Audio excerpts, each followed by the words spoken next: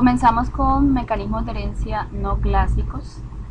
Los primeros que vamos a observar son los mecanismos de expansión de tripletas. Recuerden ustedes una tripleta sin simplemente 3 nucleótidos, como el ejemplo que se ve en la pantalla CAG.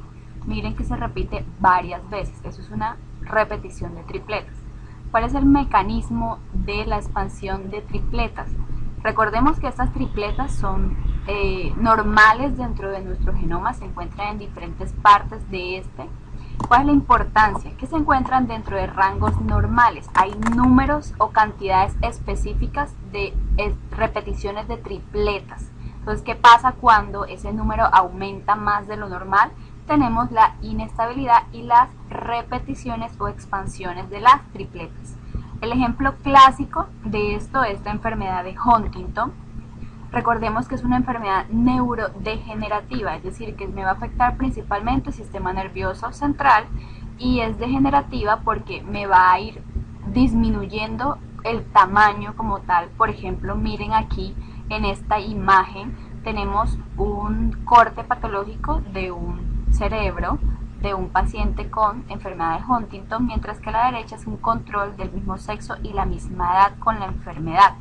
Entonces estos pacientes, miren cómo va atrofiándose el cerebro, por eso es la parte degenerativa. Como tal, la enfermedad de Huntington es una enfermedad autosómica dominante, pero se va a ver afectado dependiendo de la expansión de la tripleta.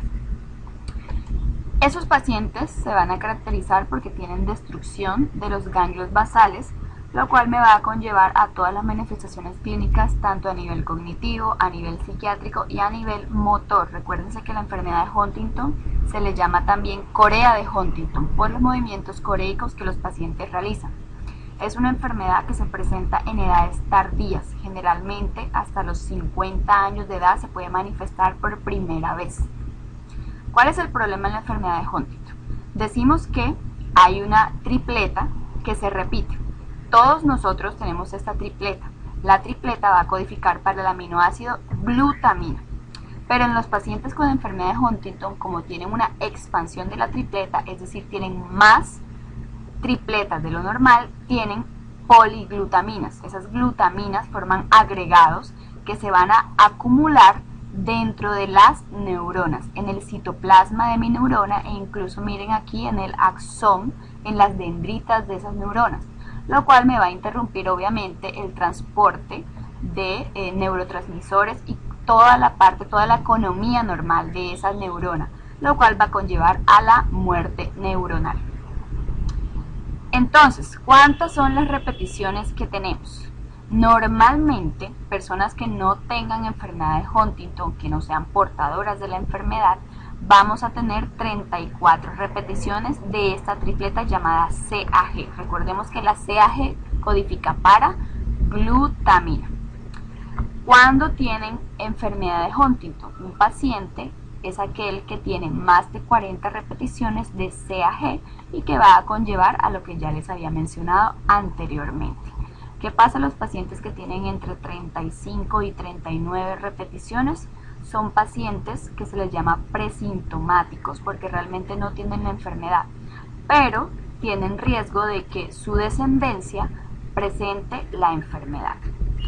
A medida que las tripletas van aumentando, ¿cómo aumentan específicamente? Ellas aumentan en las generaciones. Eso me va a conllevar un fenómeno que se llama anticipación genética.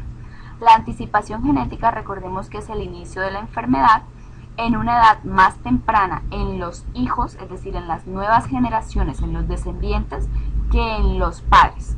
Por eso se va presentando la enfermedad cada vez más grave y esto me va a conllevar, en el caso de la enfermedad de Huntington, a la enfermedad de Huntington juvenil, que son pacientes que tienen ya más de 60 tripletas de CAG, siendo que lo normal es 34, y esto va a conllevar a que la enfermedad inicie antes de los 20 años de edad. Otro mecanismo importante que como tal no es un mecanismo de herencia, pero es algo que debemos siempre tener en cuenta porque me va a afectar la asesoría de principalmente de las parejas o de un paciente, es el mosaico. Mosaico es un individuo, recordemos, que procede de un único ovocito fecundado por un único espermatozoide, pero que después de esta fecundación en el cigoto o en las células en división aparece una mutación o un cambio en el genoma de ese cigoto, y esto me va a conllevar a que ese individuo tenga 2 o más genotipos. Los mosaicos, este es el ejemplo clásico en la imagen.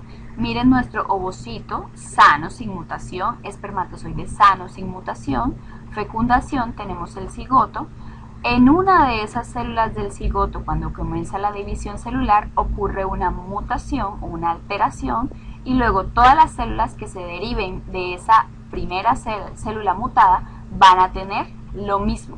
Y finalmente tenemos que es un mosaico. ¿Por qué? Porque hay unas células con un genotipo y otras con otro genotipo.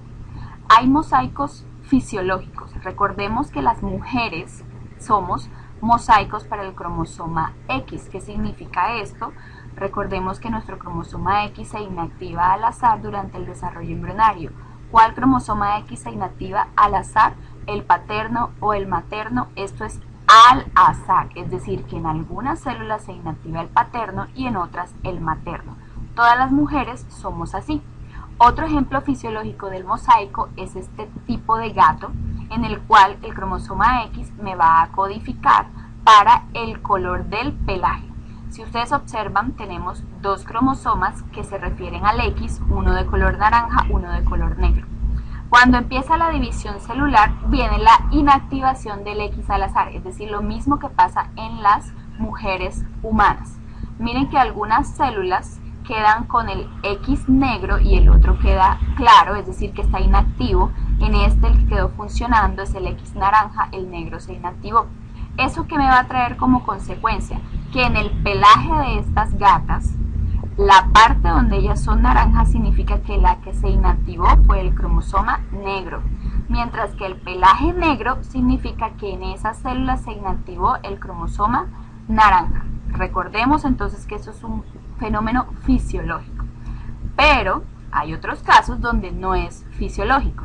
Aquí tenemos un ejemplo de un mortinato con una enfermedad llamada displasia tanatofórica tipo 1. Si ustedes recuerdan, tanato significa muerte, ¿sí? Entonces significa que esto es una displasia ósea tan grave que resulta letal. Si observamos el mortinato, es una recién nacida femenina que tiene una macrocránea. Miren el tamaño de la fontanela, esa no es una fontanela de tamaño normal, lo máximo es hasta 2.5 centímetros y en esta recién nacida mide mucho más que eso. Tiene un cuello corto, bastante corto. Tiene un tórax también muy limitado en su tamaño, lo que obviamente me va a conllevar a limitación del tamaño de los pulmones. Por eso es que estos pacientes con displasia tanatofórica al nacer fallecen, porque tienen una hipoplasia pulmonar muy severa. Además, acortamiento de todas las extremidades, es decir, de los huesos largos. Si ustedes tienen una pareja que tiene una recién nacida con esto, esta es una enfermedad autosómica dominante. Recuerden entonces que significa que generalmente uno de los padres tiene la enfermedad y se lo transmite a sus hijos. Pero en estos casos que son enfermedades letales, es imposible que el padre le transmita la enfermedad, porque el padre, si tuviera la misma enfermedad, hubiera fallecido. Entonces, en estos casos, se considera que los padres son sanos y que la mutación que ocasionó la enfermedad ocurrió en el cigoto, o sea, fue en el embarazo, no fue heredado de ningún padre. Así que si esa pareja le pregunta a ustedes, ¿se vuelve a repetir en mi siguiente embarazo?, lo que se contesta generalmente es que el riesgo de que se repita es igual al mismo de la población general, es decir, menos del 1%. Pero si esa misma pareja, miren aquí, tenemos entonces el señor con la señora, se separaron porque pues tuvieron este niño, así que el señor decidió juntarse con otra mujer y tener hijos, pensando después que el hijo va a nacer sano. Pero miren que a pesar de que el señor es sano, como habíamos dicho antes, ya ha tenido 2 hijos con la misma enfermedad. Entonces, en estos casos ya uno va a sospechar de un mosaicismo gonadal, es decir, que este hombre, en el caso de este árbol genealógico, es portador de esa mutación para esa enfermedad en sus gónadas, es decir, en los espermatozoides. En ese caso ya el señor no va a tener un riesgo del 1%, ya toca darle otro riesgo diferente, y en el caso de que él desee tener hijos, toca hacer unas técnicas específicas para extraer los espermatozoides, estudiar los espermatozoides, ver cuáles son los que no tienen la mutación, y esos son los espermatozoides que se utilizarán en el caso de que se haga una fecundación. El otro tipo de herencia importante es la herencia mitocondrial. Recordemos que la mitocondria es un organelo que tenemos en todas las células del cuerpo, que tiene su propio ADN. Ese ADN es doble, de cadena circular, y recordemos que va a codificar para las proteínas involucradas en la respiración celular, ¿sí? En la cadena respiratoria de fosforilación oxidativa para producir ATP. En verdad, la mitocondria, con este ADN que ella contiene en su interior, no puede realizar todas sus funciones, ya que ella necesita de factores codificados en el núcleo como tal de la célula para poder realizar estas funciones. Como la mitocondria es uno de los organelos que más se replica, más se multiplica, su ADN mitocondrial es más vulnerable a realizar mutaciones. Una cosa muy importante es de quién son las mitocondrias que tenemos nosotros en nuestras células. Recordemos que a pesar de que el espermatozoide ingresa todo dentro del ovocito, luego de la fecundación las mitocondrias paternas son degradadas por el protosoma que se encuentra en el citoplasma del ovocito. Recuérdense que son degradadas porque el espermatozoide está cubierto de ubiquitina desde el cuello, pieza intermedia y cola, es decir, del cuello para abajo. La cabeza, como no tiene ubiquitina y es donde está el núcleo, no es degradada, pero como las mitocondrias están en la pieza intermedia, sí son degradadas. Entonces, ¿de quién son las mitocondrias que poseemos todos en nuestras células? De nuestra madre. Miren este aquí enunciado. El ADN mitocondrial se hereda casi exclusivamente de la madre. ¿Por qué casi exclusivamente? Porque el anterior mecanismo que les expliqué del protosoma ubiquitina puede fallar. Recuérdense que nada es infalible en esta vida y mucho menos tampoco en la parte biológica. Así que habrá algunos casos en los cuales las mitocondrias paternas ingresen dentro del embrión. Las enfermedades mitocondriales son enfermedades neuromusculares. ¿Por qué? Porque recordemos que la mitocondria en los tejidos que más abunda es obviamente en sistema nervioso y en músculo.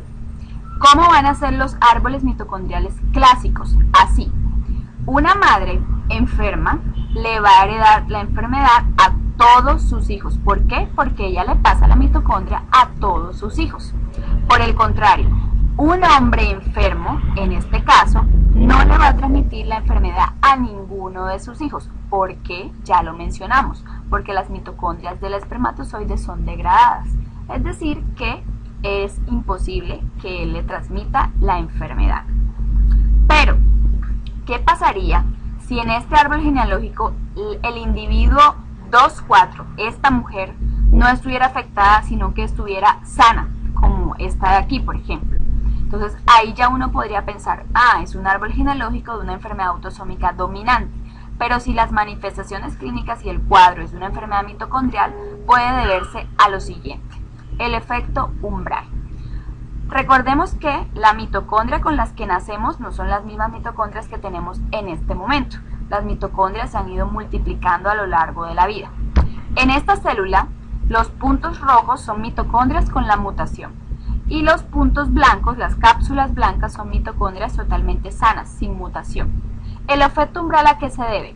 La multiplicación de las mitocondrias no va a depender de si es la mitocondria mutada o no. Ellas se multiplican al azar, es decir, que habrá células en las cuales prolifera la mitocondria y justo la mitocondria que más prolifera es la mitocondria que está sana. En otras células, por el contrario, habrá mayor proliferación de las mitocondrias que tienen la mutación. Si yo tengo que las mitocondrias que más abundan en mi organismo son las mitocondrias que no tienen la mutación, entonces, a pesar de que yo efectivamente porto la mutación, nunca voy a manifestar la enfermedad. Entonces decíamos que las enfermedades mitocondriales son enfermedades neurometabólicas por falla en la fosforilación oxidativa y por ende vamos a tener una alteración en la síntesis del ATP. Los órganos más afectados son los que más demandan energía, es decir, músculo, todos los músculos, sistema nervioso central y el sistema ocular. En general, como mitocondrias tenemos en cualquier tejido, me va a afectar cualquier tejido. Los síntomas son muy inespecíficos en los niños.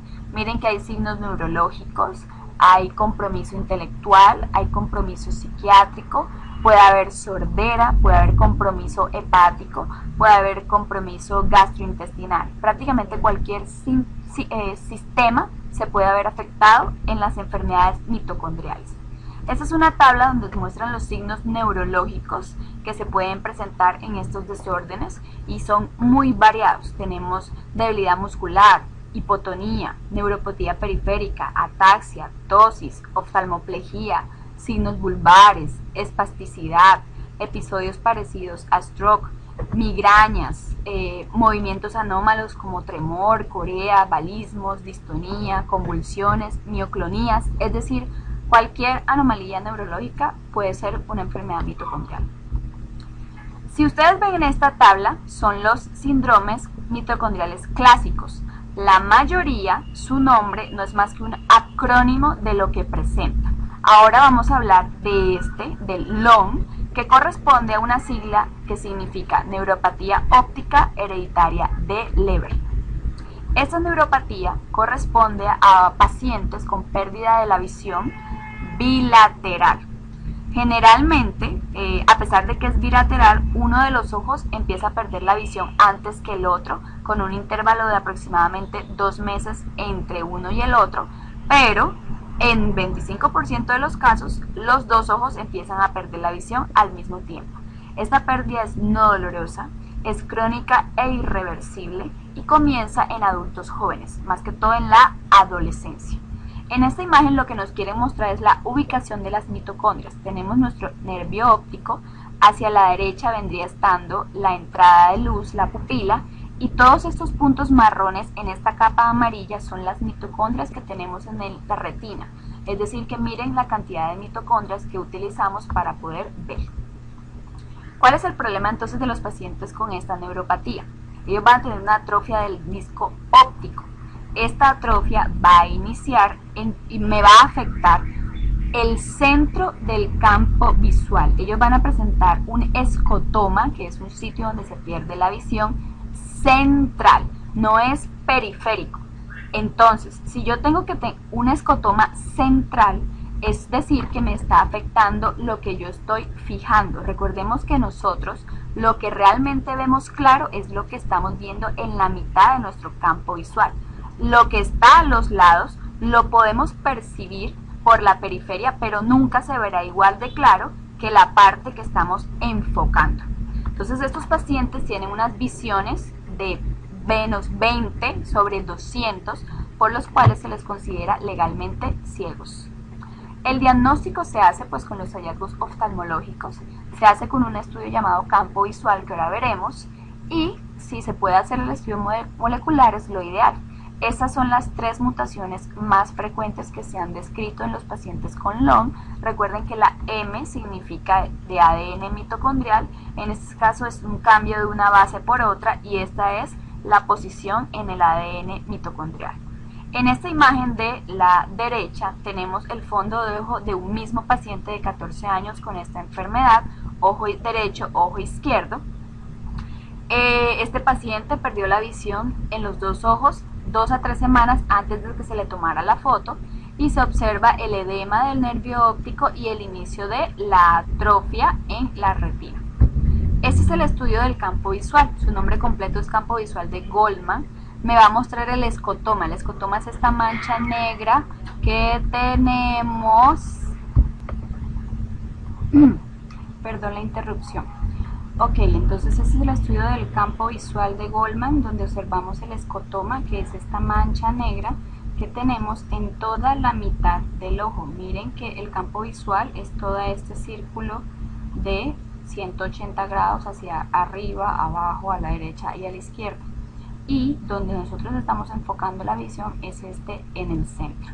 Es decir, que ellos pierden la visión central. Otro mecanismo importante es el de impronta genómica. Impronta genómica se puede definir como una expresión diferencial del fenotipo dependiendo del origen, si es materno o paterno. Ahora vamos a ver mejor con un ejemplo. Este es un fenómeno epigenético y recordemos también que la epigenética es todo aquello que me va a modificar o me influye la secuencia del ADN, pero que no se encuentra dentro de la secuencia del ADN, es decir, no son las bases nitrogenadas, no es la guanina, no es la citosina, son más que todo mecanismos bioquímicos como metilación y acetilación, que ocurren en células somáticas.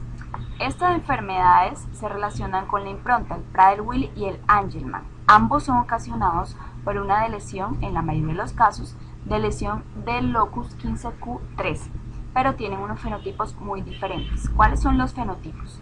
El Prader-Willi son pacientes con obesidad, hipogonadismo hipogonadotrófico, osteoporosis, manos y pies pequeños, antecedentes de hipotonía, retardo mental leve o moderado, convulsiones, tienen una coordinación muy pobre, problemas del comportamiento, son obesos pues por la polifagia que presentan, tienen hiperinsulinismo, deficiencia de la hormona del crecimiento y pues por el hiperinsulinismo pueden terminar en una diabetes. Por el contrario, los pacientes con síndrome de Angelman, también conocidos como el síndrome del bebé feliz, son pacientes con dificultades del aprendizaje severas, retardo del lenguaje, trastornos alimenticios, pero no del tipo de hiperfagia, sino por el contrario, no tienen tanto apetito, epilepsia de muy difícil manejo, son pacientes con una gran cantidad de anticonvulsivantes tratándolos, pero siguen convulsionando. Movimientos espasmódicos y lo que les da el nombre de síndrome de bebé feliz es una risa frecuente, inmotivada. Además de eso, tienen algunas manifestaciones en su fenotipo clásicas. Entonces, aquí tenemos otros pacientes con síndrome de Angelman. ¿Por qué los dos síndromes, a pesar de que son producidos por lesiones en el mismo locus, tienen fenotipos tan diferentes? Entonces, miremos aquí. En esta imagen tenemos,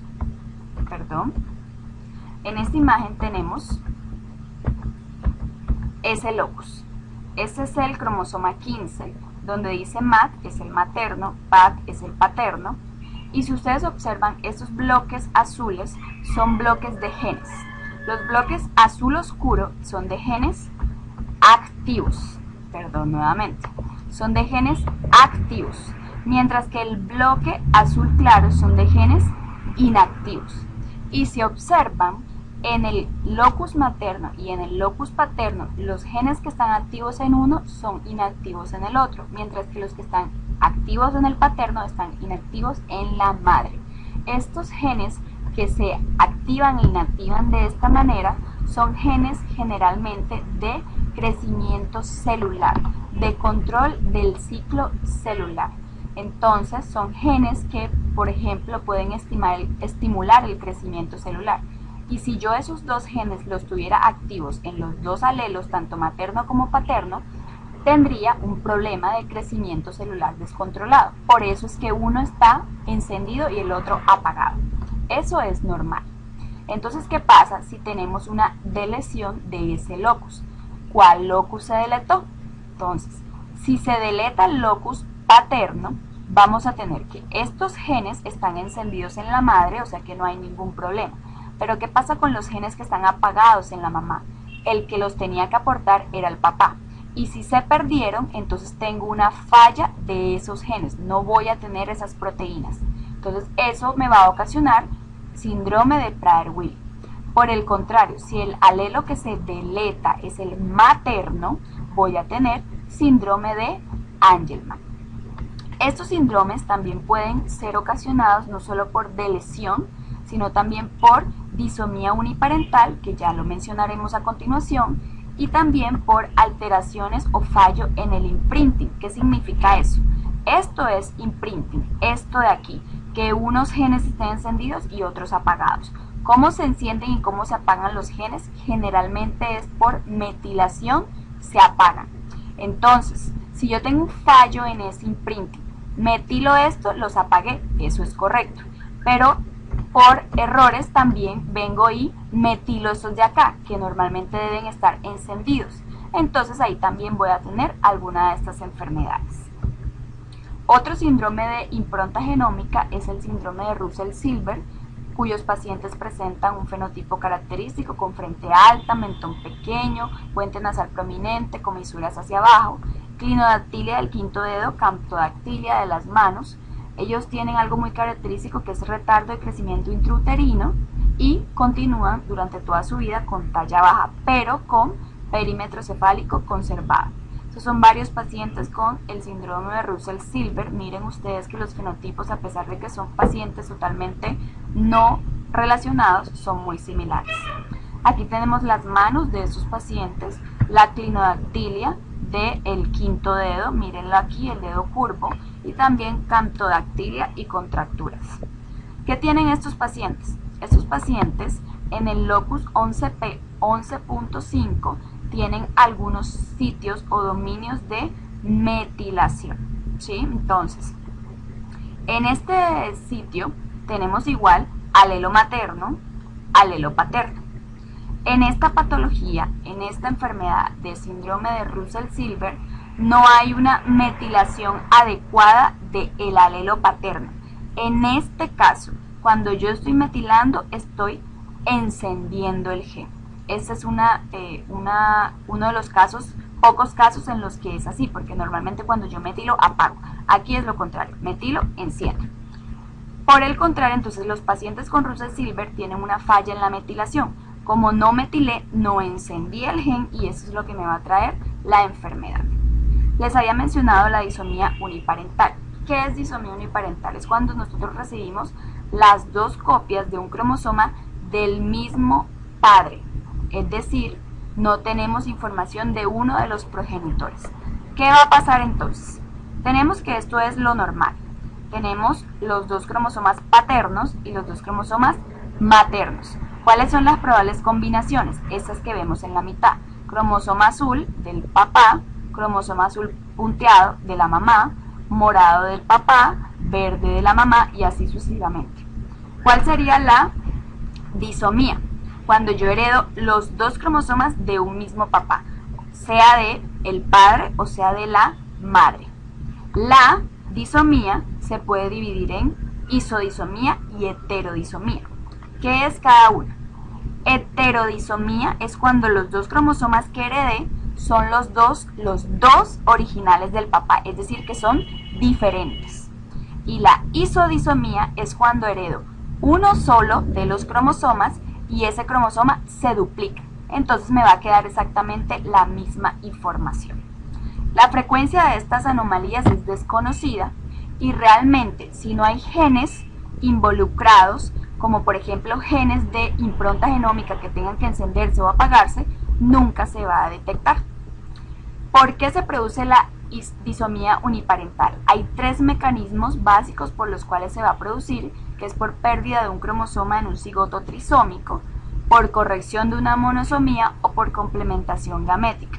La complementación gamética es la menos frecuente, en verdad.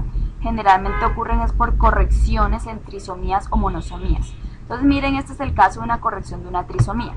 En este ejemplo tenemos que hay un ovocito anómalo porque hubo una no disyunción. Entonces este ovocito es N+1. En este caso el cromosoma de más es el cromosoma 15, pues recordando el ejemplo de Prader-Willi y del Angelman. Si este ovocito es fecundado por un espermatozoide sano, es decir, N con 23 cromosomas, ¿cuántos cromosomas va a tener al final? 47, incluyendo un 15 de más. Entonces, ¿qué es la corrección de la trisomía? Es quitar uno de los 15 que me sobra. Pero ¿cuál es el 15 que se va a quitar? ¿El del papá, el de la mamá? Eso es al azar.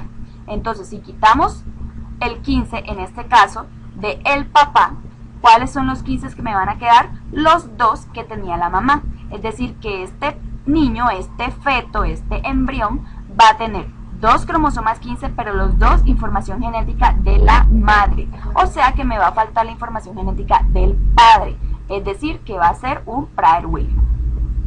En este caso es una corrección de una monosomía. Aquí el ovocito es sano, N, 23 cromosomas, pero el espermatozoide es N-1, le falta un cromosoma, específicamente el 15, o sea que solo tiene 22 cromosomas. Cuando ocurre la fecundación tenemos 45 cromosomas menos un cromosoma. Entonces, la corrección en este caso sería duplicar el cromosoma 15 que tengo. Pero como ese cromosoma 15 es del papá, y si yo lo duplico, voy a terminar con dos cromosomas 15, eso está equivocado, no es materno, es paterno. Los dos cromosomas 15 son del mismo progenitor. Entonces me va a faltar la información del otro. Y el último ejemplo, tenemos dos casos, ese es el ejemplo más extraño o el caso más extraño, porque tenemos un ovocito que le sobra un cromosoma y un espermatozoide que le falta el cromosoma. ¿Por qué es extraño? Porque justo es el mismo cromosoma el que le sobra y le falta al otro. Cuando yo complemento cuando ocurre la fecundación, tengo entonces que tenemos un solo cromosoma, tenemos un cromosoma además, pero los dos son de la mamá en este caso, pueden haber sido del papá. Entonces, esto también me originaría una enfermedad de Prader-Willi.